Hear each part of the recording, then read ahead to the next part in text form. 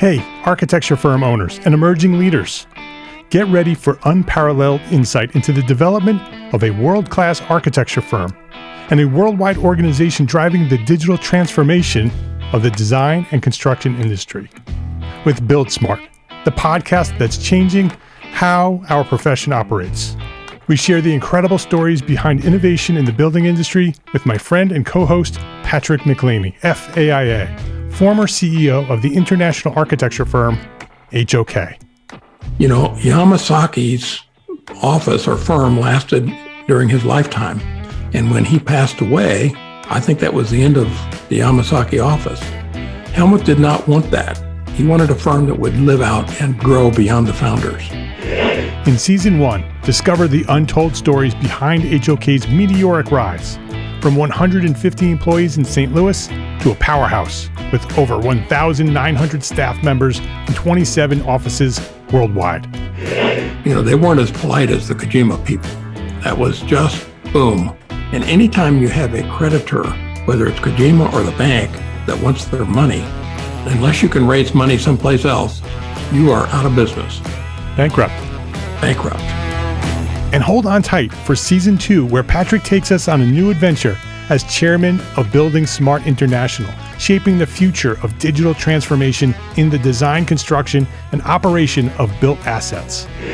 Ian Howell, Ken Harold, and I, Ken was my technical representative from HOK. The three of us took a tour of Europe of 5 cities in 5 days. Very busy time. Simply follow the link in the show notes to subscribe to Build Smart now and uncover lessons that will transform you and your architecture firm.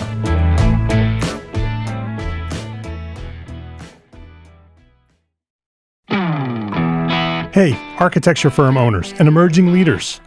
Get ready for unparalleled insight into the development of a world-class architecture firm and a worldwide organization driving the digital transformation of the design and construction industry. With Build Smart, the podcast that's changing how our profession operates. We share the incredible stories behind innovation in the building industry with my friend and co-host, Patrick McLeamy, FAIA, former CEO of the international architecture firm, HOK. You know, Yamasaki's office or firm lasted during his lifetime. And when he passed away, I think that was the end of the Yamasaki office. Helmut did not want that. He wanted a firm that would live out and grow beyond the founders. In Season 1, discover the untold stories behind HOK's meteoric rise, from 150 employees in St. Louis to a powerhouse with over 1,900 staff members and 27 offices worldwide. You know, they weren't as polite as the Kojima people. That was just boom. And anytime you have a creditor, whether it's Kojima or the bank, that wants their money, unless you can raise money someplace else, you are out of business. Bankrupt. And hold on tight for Season 2, where Patrick takes us on a new adventure as chairman of Building Smart International, shaping the future of digital transformation in the design, construction, and operation of built assets. Ian Howell, Ken Harold, and I, Ken was my technical representative from HOK. The three of us took a tour of Europe of 5 cities in 5 days. Very busy time. Simply follow the link in the show notes to subscribe to Build Smart now and uncover lessons that will transform you and your architecture firm.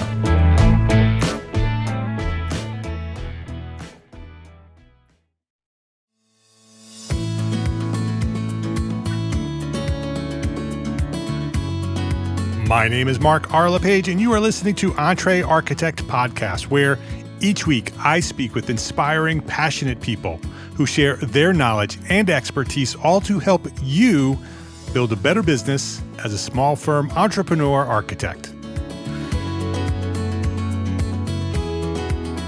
Today we're joined by Zach Sunderland, a licensed architect and general contractor who leads both the design and construction teams at Haven, a certified B Corp based in Durham, North Carolina. With experience across sectors and project scales, Zach is passionate about working directly with communities to design and build exceptional places to live, work, and play. At Haven, he's helping increase the quantity and quality of housing options for underserved populations, creating spaces where everyone has a chance to flourish and thrive. Zach Sunderland, welcome to EntreArchitect Podcast. So good to be here. Thank you. It's great to have you here. I love what you're doing. I love design build. I love that as a model. And I love that you're serving underserved communities. And I also love that you like talking about business, which I like to talk about business. So we're going to mix all that together. And we're going to learn about Haven and the things that you do and how you do them. But before we do that, I want to know more about you. I want your origin story. When did you discover your passion for architecture and the things that you do? And who or what inspired you to get started? Happy to share it. I'll try to be as brief as possible because, of course, I could talk about myself all day. But my background is in construction, actually. So that's kind of where I started. I grew up in what I'll call lower income socioeconomically. I say I grew up in a trailer park. I don't know that folks will say trailer parks anymore, but that's always how I referenced it.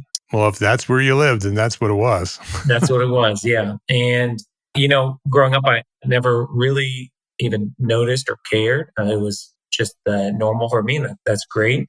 But I did my typical teenager work at a food service spot and really disliked it. And so I met someone who was doing construction. I got a job with them and I fell in love pretty much immediately. I had been an art kid doing art throughout middle school and high school, was planning on going to school for graphic design and ended up, when I fell in love with construction, saying, hey, there's something to the ability to put something like this together and create something before your eyes.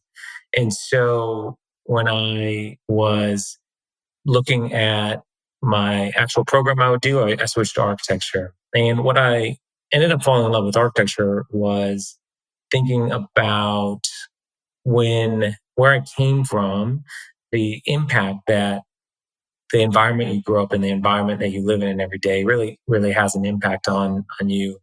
And the things that you can do with the built environment to serve people and to really be intentional about creating a lifestyle. And so I ended up in college going and serving in Haiti shortly after they had the earthquake there. And what I was there for was not building related directly. I was actually trying to get a little bit of a break from architecture school. So I bought a one-way ticket to Haiti. I knew a Haitian guy. So I said, hey, let me come out there for the summer, see where it goes. And I had a great experience. Ended up not in an urban environment, but in a rural environment, and spent a lot of time with folks there. But it got me far enough away from the program to explore what it made sense for me to do with a career and put me on the trajectory for social impact and diving deeper into what architecture can do in that world. And so that's really what got me along the path that I've been on ever since. Of course, finished architecture school, worked at an architecture firm, a couple architecture firms at the early part of my career before deciding to start the company. Were you based in North Carolina all along? Did you grow up in North Carolina? I was. And so I actually grew up near Denver in Aurora, Colorado, and then went to college at Iowa State University. And then we moved to North Carolina. A little bit about the company's origin story. I met my business partner in undergrad at Iowa State University. He started in architecture, but wisely dropped out, switched over to communications, and then did a graduate program in business. And while he was doing his graduate program, I was working in Des Moines, and I really did enjoy it quite a bit. But I wanted a change of scenery, and I knew I wanted to go somewhere and wanted to do impactful work. And he and I had conversations while he was doing his undergrad about what it might look like to work together.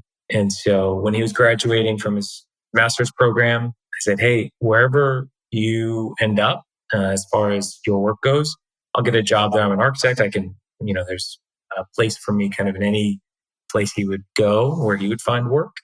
And that ended up being Raleigh, North Carolina. So then shortly after he got placed somewhere, we found a job out here and moved out here as well. And when I say we, me and my wife, we moved out here. in 2015. And so you moved knowing that you wanted to start a firm with your partner? Yeah, I knew we wanted to do work together. He had a finance focus. He's our CFO, and he had real estate experience mixed with my construction architecture. We actually originally thought, hey, how can we work together in the world of resettled refugees? That was the initial thought. And as we began exploring it while we were both working our full-time jobs, we ended up coming up with the idea for Haven about a year and a half after moving here. So what's the mission for Haven? Why did you launch it? Yeah, you set our mission statement at the onset. We exist to increase the quantity and quality of housing options for underserved communities. And every word in there is intentional. We certainly spent a lot of time thinking about what it should look like and what it could do. Thought about, hey, should it be a nonprofit? And what kind of work can we do as a nonprofit? Should it be a for-profit? And what kind of work and constraints do we have there? We decided to do a social enterprise, which I know we'll probably talk about a little bit later, B Corp, which is a for-profit, but with a mission orientation. And so as we were exploring what it could be, I was working in a firm that did a lot of multifamily housing, the kind of developer, large scale multifamily housing in the area. At work, I really did enjoy, and a firm that I enjoy, but I saw that we were creating hundreds and hundreds of units in these urban centers, and we weren't creating any affordable housing. And I was just curious, what's the reason? What's the decision-making factors that are going into the fact that we're creating so many units and none of them are affordable? What are the constraints and what are the economics of it? And so I started digging into just learning about that, learning about the process of how affordable housing is created. And from there, that idea, that the education that I had within that world, decided there's a real opportunity for someone to do professional services dedicated explicitly to affordable housing, which is really where we started. And about 9 years later, we've really been able to do quite a bit of work in that world, which has been a really, really sweet fruition of that vision.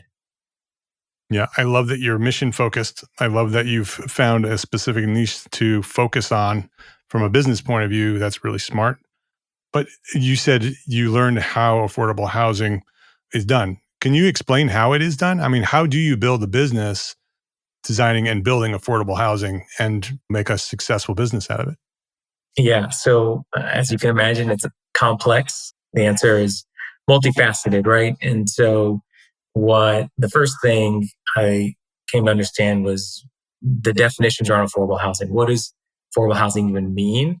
And certainly there are various forms of it, right? When we look at the highest level definition of affordable housing, it's about how much a household pays for their housing costs compared to their income. And that's by housing size. So I won't get into all the acronyms, but there's area median income, AMI. That's the HUD designation that's based on an area and household size. So one person or two or three or four people. And they say, hey, here's the median income for that range of households. Now, affordable to that person is 30% of their income going towards housing costs. If they're over 30%, they're housing cost burden. If they're over 50% of their income, they're severely housing cost burden. And so if with that just broad definition, then you can start kind of picking apart affordable housing into different components. Is it housing for people experiencing homelessness or really basically knowing? Or is it housing for low income folks that are working, that may have housing, but are burdened severely by their housing? Or are we looking at workforce housing? And even, you look at higher income earners, they still have housing costs and can be housing cost burden. Certainly that happens a lot in most of the country. Even a significant portion of your middle income earners or middle to high income earners, we might think of as like middle class, are housing cost burdened. We're spending more than 30% of our income on housing. And so with that kind of broad perspective, each of those components, what are called targets, they're generally financed in different ways. So if you're doing housing for somebody who is experiencing homelessness, there will likely be grants both on the front end, your capital expenses, actually building the project. Even before building it, there's typically financing for your professional services, then financing, typically grants, lots of philanthropic dollars, money from local or state or federal government. A lot of funding comes from the Housing Finance Agency at the state level, which administers funds from the federal government.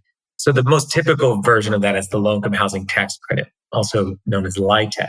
And that's the most common, if you hear about affordable housing, that's most commonly what people are talking about. Typically, those are mixed income, but not mixed income in that it's high income earners and low income earners. It's 40% area median income and 60% area median income and 80% area median income. That's where mixed income. So various degrees of subsidy on that housing cost. But then there's also subsidy for running the apartment or managing the apartment after it's built, because if someone doesn't have an income, they'll need some sort of subsidy to maintain and stay in that unit. And so there's different ways of doing that. There's a housing choice voucher, which is previously known as Section 8. There's housing choice vouchers that are dedicated to a specific project. So typically the housing choice voucher stays with the person or the household, so they can go to any landlord that's willing to accept them. Then there's project-based vouchers, there's veteran vouchers, there's this and that. So it's all over the place. And we don't focus on necessarily any specific one of those things. We try to serve lots of different, because there's such variety and the need is such variety, right? There's no one solution that solves the housing needs for these different vulnerable communities, whether it's rental or home ownership or apartments or townhouses. We want to create housing options because that's going to be where we have the most longevity, highest likelihood of success for these households.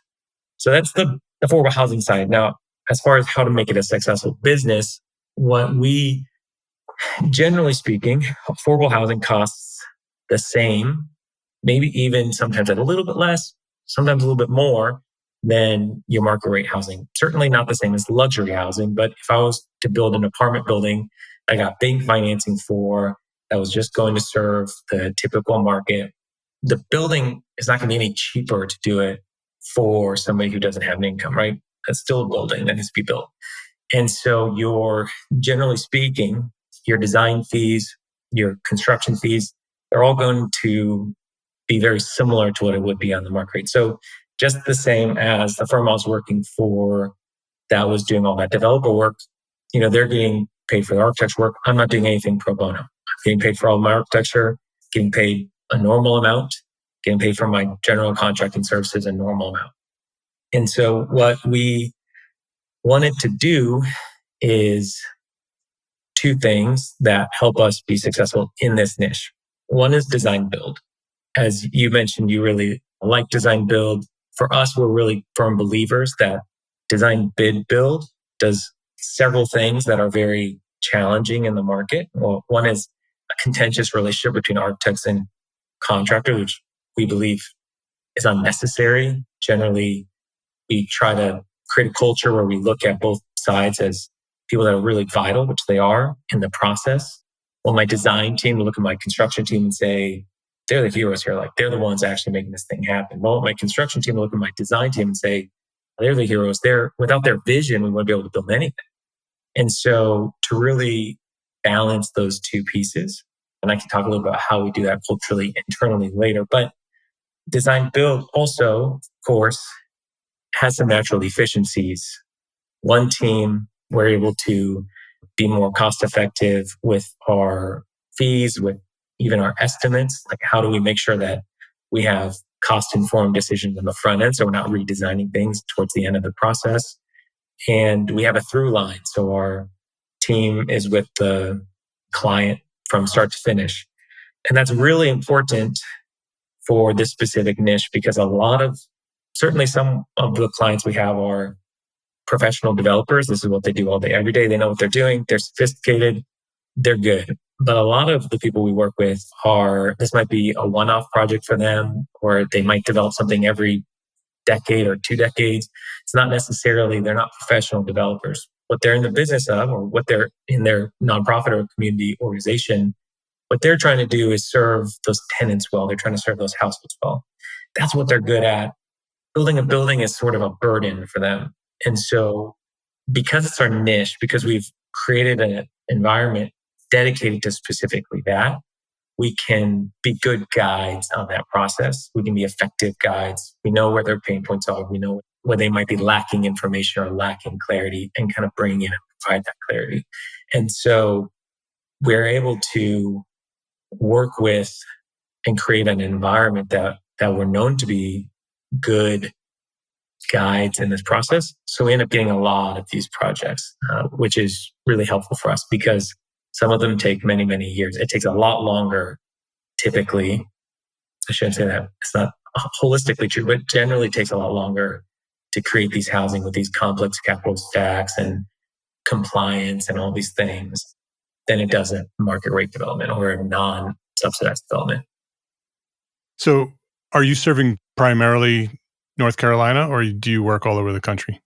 We're just in North Carolina for the time being. We're based in Durham, as you mentioned, and we've been doing a lot of work in the triangle, so Raleigh, Durham, and Chapel Hill. We are working with a group out of Wilmington, just a couple hours away for us. And that's our kind of first footprint expansion. We also work kind of in between spaces as well, Sanford, North Carolina, and other places. But, our goal is to expand out. We have a very small team. We are a very small firm. So our reach isn't super broad at this point. Do you do any development as well, or are you just architecture and build? Yeah, so we've done some development in the past. We definitely have a vision for partaking in development.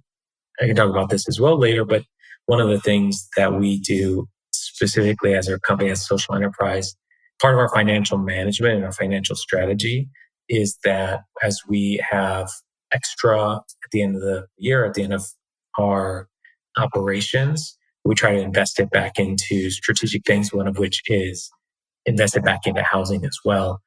We've had limited opportunities and limited success with that. And so we've had some lessons learned. We have one really great project we're a part of, which is a low-income housing tax credit project in Raleigh. It's called Newburgh Crossings, which is currently being built. And that's about all of our capacity at this point as far as the development side. But that is something that we do navigate, which gives us, it's not our focus. We're focused on being service providers. We're focused on serving our clients well. But the knowledge that we gain from doing development ourselves does help give us some insight into helping others navigate it. Even though we don't say, hey, it's real estate consulting, to say, hey, it's concept design, but we're also going to talk about your pro forma because we know we need to talk about your pro forma. Right, exactly. Talk a little bit about B Corp. What is a B Corp? How does it work? Why did you choose it? How does it help you do the things that you're doing? Sure. So B Corp certification is a third-party certification program. The nonprofit behind it's B Lab is the name of the nonprofit, but most people just know B Corp. And B Corp is really just a rigorous third-party review of all of your policies and operations, kind of giving you a score, and you have to be above a certain threshold for that score, saying that you have been reviewed and approved as a social enterprise, right? So we're not just saying, hey, we're a social enterprise, we're a mission-focused company, but then we have a lot of this stuff behind the scenes that nobody sees that we could be doing anything with. We're not a nonprofit. We don't have these disclosures. We could keep everything hidden. And so what the B Corp certification forces us to do, one, it forces us to define things. So we have a robust set of policies on how we run our company, from how we work with our staff to our clients, to our suppliers, as well as how we run operations. We also have to track a lot of data, which we would anyways, but we track a lot of data about our projects and about our finances, where money goes, where money comes from. We report that every 3 years. And B Corp, the B Corp, so B Lab, the B Corp recertification process takes a while, 6 or 8 months, for them to review all that data, ask for more information, And it's, again, really the purpose for us. At the beginning, we knew we wanted to be a social enterprise. The purpose for us was two parts. One, to differentiate ourselves in the market. Last time I looked, we were the only certified B Corp architecture and construction company in North Carolina. So some differentiation there. But also, it gave us a framework for understanding the things we should think about in our business to have a bigger impact. So we could say, hey, we're going to have impact because we're going to focus only on affordable housing. Well, that's good. There's a lot of other things we wouldn't have naturally thought about. And B Corp helped us by asking pointed questions. Hey, how are you investing in your staff's professional growth? How are you caring for them in conflict? What's your policies around bonuses? All these sorts of things. And that really helped when we were getting started. It took a long time, but it really helped when we were getting started to push us to look into things that we just wouldn't naturally have looked into. Are there tax benefits as well? No. So similar to a C Corp? Yeah. So we are an S Corp technically, but we are just a regular corporation. So tax-wise, legal-wise, we function exactly the same. Now, other places actually have a designation, other states have a designation, benefit corporation. And that can be tied to the B Corp thing and where it started. But North Carolina does not. So we're just a normal corporation. And this is just a third party, kind of like certified organic designation on top of that. Got it. So it helps you in your marketing differentiation, and it helps you stay focused on your mission by having somebody hold you accountable to the things that you're saying you're going to do. Absolutely. Let's take a quick break to say thank you to our sponsors for their support of this episode. Gain lessons learned and credits earned with Arcademy, ARCAT's continuing education program. Listen to popular episodes of the Detailed Podcast and earn AIA-approved HSW credits. Yes, you heard that right, HSW credits for episodes of Detailed Podcast. Listen to an episode, check out the learning objectives, and use what you've learned while listening to take the course. The program is free, it's simple, and can be found at arcat.com under the Resources tab. Or just go to arcat.com/arcademy. That's arcat.com/arcatemy. That's arcat.com/arcademy. Please visit our sponsors today and thank them. Thank them for supporting you, the EntreArchitect community.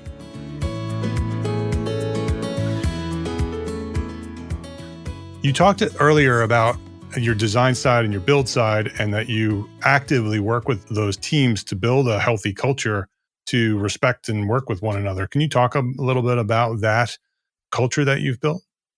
Yeah. And currently always building, right? Always trying to invest in maintaining appropriate focus on the mission and trying to be always bringing people back to why we do what we do. I think a lot of the reason why the folks that work for me, I have excellent staff. I think the reason why we're able to attract good talent is because there's a desire to do meaningful work. And certainly you can do meaningful work in a lot of different contexts, but the work that we do, I mean, I can tell you stories, but some of the work that we get to serve and to be on the team for is super impactful and really rewarding. So in regards to the design build culture, there's firms out there that'll do design build as a project delivery type. But that means they're going to be an architect's firm, they partner with a GC. Or they're a GC firm, they partner with the architect. There's even companies out there that say they're design build, but really they're a GC that has an architect they know who to call, right? Right, yes. And so there are firms in our area, direct competitors, who do actual design build. They have architects and general contractors in-house. And that's the model we do. So I personally am an architect and a general contractor. I got my general contracting license right after starting the company. And I couldn't tell you which one I'm more of, an architect or a GC. Honestly, neither at this point. I'm more of an entrepreneur than either of those two things. I can't do all those things, which is where a great team comes in. The way we've structured our company, we've tried many different things to get to this point, but we've navigated those waters and intentionally came up with a structure where we have project teams that have a project architect and a construction project manager. So our project managers, one on the architecture side, one on the construction side, and then site supers, of course, are focused on job site quality and safety and subcontractor management. We call that our triangles or diamonds if there's multiple projects or multiple site supers. And we keep those teams together. So it's never like this project architect's working with this CPM and this CPM. They're working with the same person on every project over and over and over again. And they're assigned right up front. When the new project comes on, those people know that they are assigned to that project and they work together. Exactly. And so even at concept design, the project team meetings, the project architect's talking about this project, the construction project manager is familiar with it. They're helping them with any of the concept pricing that we put together. They're in it from the beginning, and the client knows who that person is too. So they already know their team. And what we had been doing, and I'm sure a lot of design build firms do this, we sort of had an architecture department and a construction department. And the architects would just get a project, and then whoever was available on the construction side when that time came would just get passed to them. So they were kind of all working all over the place. It felt like one team and another team. Right. Sort of a design bid build, but in-house. Yeah, not that dissimilar than the normal process. And so when we brought people together in teams, there was a lot to work through, right? Of course, it was navigating those waters. It's new for most people. It's a team that they're not naturally or haven't in their careers been a part of. And so we do team forming sessions where we kind of come together and we talk about different roles and responsibilities. We talk about each person as an individual. We use Enneagram for the workplace. An Enneagram is just a personality model. They say every model is wrong, but some are helpful. We find this one to be helpful. We use one called Truity. They have one that's dedicated to the workplace. And we're not trying to assign a number to somebody, but what it does really well is it gives a framework just to like have words to use when talking about, hey, whether it's right or wrong, hey, this reflects my personality really well, or it doesn't reflect my personality at all. At least now I have words to communicate that. Do the other team members know what the other team members' numbers are so they have a context on communication? Absolutely. So that's what we work through together. Every time we form a new team, even if we end up, because every once in a while we have to restructure it. So even if we restructure, even if it's temporary, we always do a team forming session. And part of that is just, hey, let's understand one another well so that we know how to work together well, but we know each other's roles and responsibilities. We know how to hold one another accountable. And so I do coaching every 2 weeks with each staff member.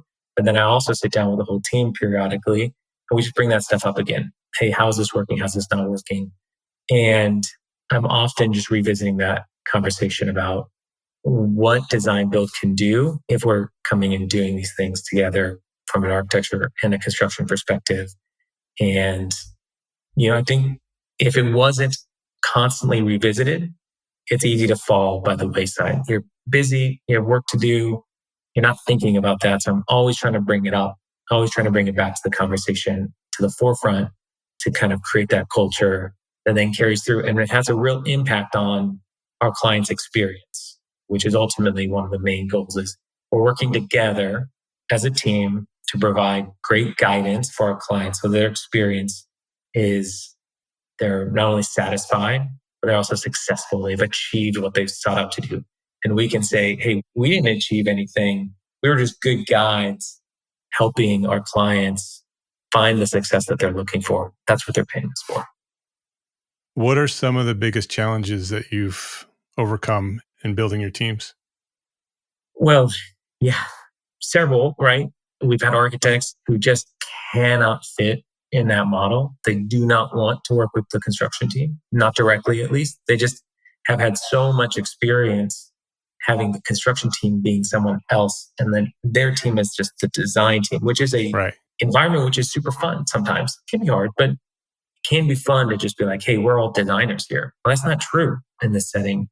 So now with hiring, every time I'm making an offer to somebody, I go, okay, you don't know what this experience is going to be like, but let me try to paint you a picture. I want you to be coming into this eyes wide open. I want you to know that this experience will be different than other experiences. And let's talk about it. And if it's not a good fit, and I'm really sorry. but we need to talk about it so we know whether or not it's a good fit. And now that I've known to look out for that, my batting average is up, but it was a challenge at the beginning.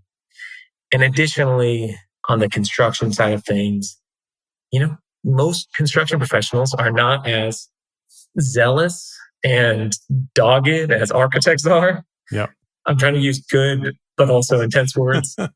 Architects can be very intense, very singularly focused, and that can rub other professionals the wrong way. People who are very good at their jobs, but do it differently, or maybe not as passionate as an architect tends to be. Certainly there are builders out there that's just different kind of approach to being a professional, and having to navigate that well, both setting expectations for the architects on the team, as well as trying to smooth the edges for the construction folks so that the tension is not always bad, but so that the tension is constructive, so that the things we're working through is constructive. Nobody's just taking things the wrong way, which again is why we have to keep revisiting these conversations, not let it go too far for re-anchoring and saying, hey guys, we're on the same team. This is who we are. This is our roles and responsibilities. Again, always kind of coming back and revisiting that. Do you do any sort of team building exercises that bring these people together in order for them to learn one another's personal sides, and so they can become more friendly with one another? And so when they do have opportunities where they're having challenges, it's a different vibe when you're dealing with somebody you know and like than somebody you just know them on the surface as work people. Yeah, we do. We do quarterly team building stuff, and we try to have an environment where we're not just all super focused on just what we have to do, but also how we do it and why we do it. And so we'll do things like training. We'll kind of all come together, and I'm not just training the architects here. I'm training everyone. We're talking about the bigger vision altogether. And, with the small office, we're 12 people total. Generally speaking, everyone gets to know. Yeah. With a small firm, it's a little bit easier to connect with one another. Yeah, it's our site guys that might feel disconnected more often. And so I try to bring the site guys in.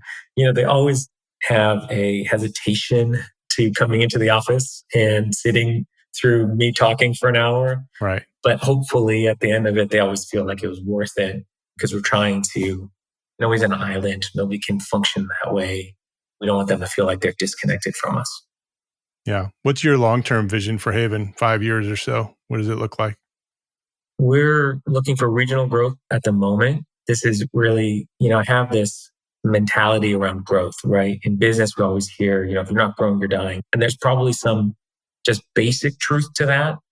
But I always pause and tell myself, why am I growing? Why do I want to grow? If I'm growing in the ways I'm growing, I always want it to be to multiply the impact. Growth should always be, if I'm investing in growth, it's so that our impact can have either wider breadth or be deeper. And so one of the things I've cast for a vision for our company, you can find this on our website. It's a little buried, but I cast a vision housing 1 million people in 100 years, right? And I like talking about this because, especially from an entrepreneurial perspective, 100 years is a long time. I don't plan to be here in 100 years. Yeah, it means you need to build something that's going to outlast you. Exactly. And a vision that is in line with the mission can be carried forward, but look like so many different things. What is housing 1 million?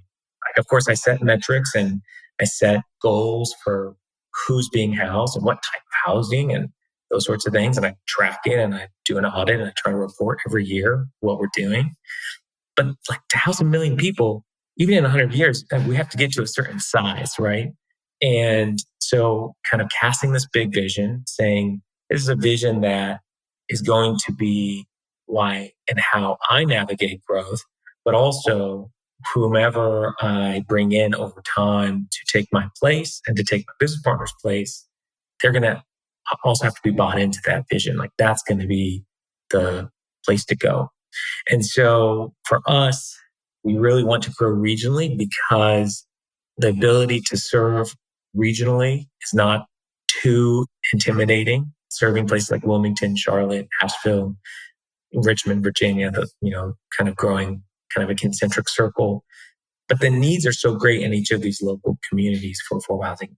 I know it's the need is similar everywhere, but the opportunities we have to come in and to share the things we're learning here with those different communities, especially those urban centers, but out from the urban centers as well. And so I would love to see what we're trying to work on is local offices. So I could serve everywhere from, at least on the architecture side and construction management side, everywhere from Durham. But our goal is to actually set up local offices in each of these places. We have clients in Wilmington. We're serving them from Durham right now. But the goal is within the next couple of years to have an office there with Wilmington staff who know Wilmington, who are spending the time building relationships and understanding the community, because the work we do is so integral and in some ways can be pretty hard to navigate because of the different people in the community might have different perspectives on affordable housing and should we do it and where should we do it and how should we do it. And so I don't want to be like, hey, I'm from Durham and I'm going to tell you how to do affordable housing in Wilmington. Right, I want Wilmington people to do that. So that's our vision and we're kind of moving in that direction. But one thing we've learned over the last 9 years is we're going to let things pull us there. We're not going to try to force our way in. And so we're currently being pulled to Wilmington. So that's our starting point. Sounds like a very exciting vision and a very exciting future for you. As we wrap things up here, as an entrepreneur, architect, and general contractor, what would you say is one thing that a small firm architect can do today to build a better business for tomorrow? I appreciate that question and haven't had a ton of time to think about it. But I think one of the most important aspects, we've learned a lot through making bad decisions as a company and kind of making the false start and then trying something didn't work. And I think that's great. I mean, failing quickly, getting to a no quickly is almost as good as getting to a yes, right? Right. And so there's an aspect of sometimes you try something, it doesn't work. But we've also, through that process, learned to open our ears a little bit more to other people's insights. Part of it was starting with the cathartic process of complaining to people about all the things that we've done wrong. Come to realize, oh, actually, that's pretty typical for a small business. These aren't things that we're experiencing just because we're bad at it. There's lots of things that are happening because there's cycles and it's the nature of being an entrepreneur. And so we've gone out more and more and talked about the things that we've done and the things we've experienced and asked people about their experience, which has been enormously helpful and encouraging to know we're not alone. They say it's lonely at the top, right? When you're an entrepreneur, that's absolutely true, especially if you're alone. I have the benefit of having my business partner who's started with and still is, by some miracle, a close friend of mine. And so we're still close friends. And so he and I have camaraderie there. But especially if you're a solo entrepreneur, even if you have business partners, getting into networks of other business owners, other entrepreneurs, especially small business owners, there's a feedback loop there that can provide a lot of encouragement as well as information, guidance that our ears were just closed off to at the beginning. We just weren't listening. We just wanted to do it our way. And over time, have found a lot of benefit in doing that.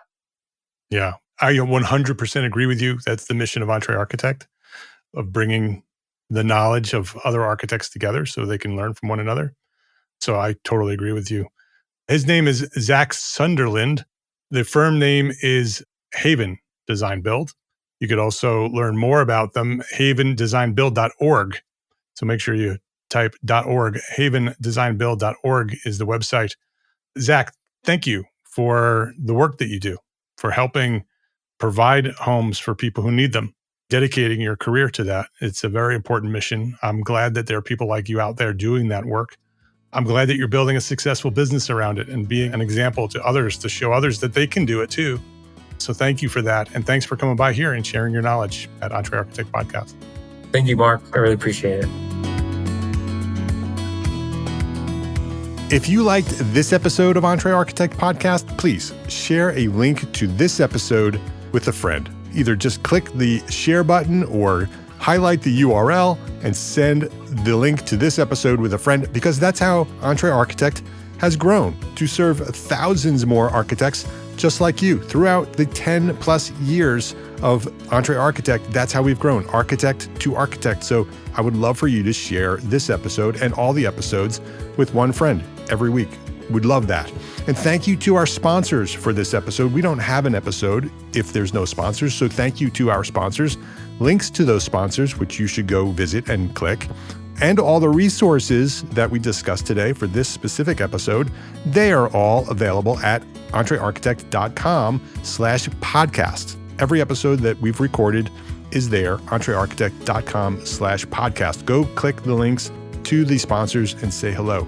EntreArchitect is a member of the Gable Media Podcast Network. You should go visit that at gablemedia.com. That is the next evolution of interactive media and resources for the AEC community. You can now earn continuing education credits for listening to select episodes of this podcast, EntreArchitect Podcast. Yes, AIA CEUs for listening to a podcast. It's there, and many other podcasts are there as well, and you can listen to all of them and get credit. Learn more about our program, Gable Members Program, at the gablemedia.com/members website. That's GABL media.com/members. And if you are a small firm architect, join us today at EntreArchitect Network. That is the worldwide organization for small firm entrepreneur architects. If you own your own architecture firm, you are an entrepreneur architect. You are an EntreArchitect.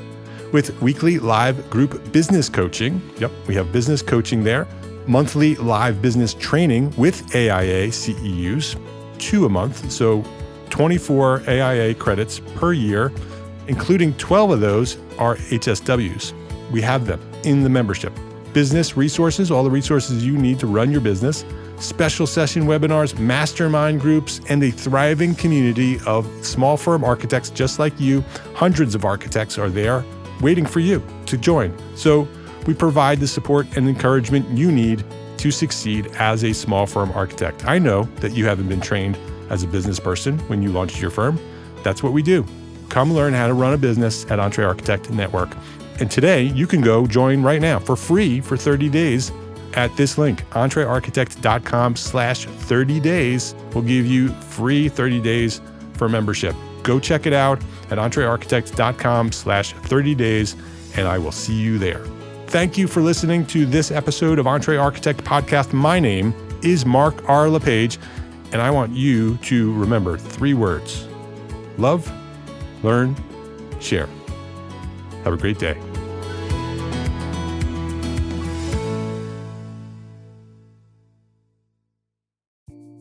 Imagine earning continuing education credits while doing exactly what you're doing right now. Well, you can. Gable Media has revolutionized the way you earn your continuing education credits with a groundbreaking approach.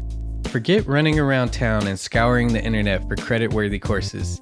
Fulfill your CE requirements effortlessly by listening to engaging podcasts just like the one you're listening to now.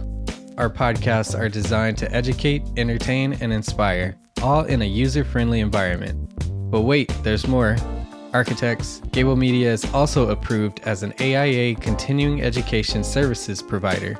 Upon completion, we handle everything, from reporting your hours directly to the AIA to storing your certificates in your personal Gable Media profile for your self-reporting needs.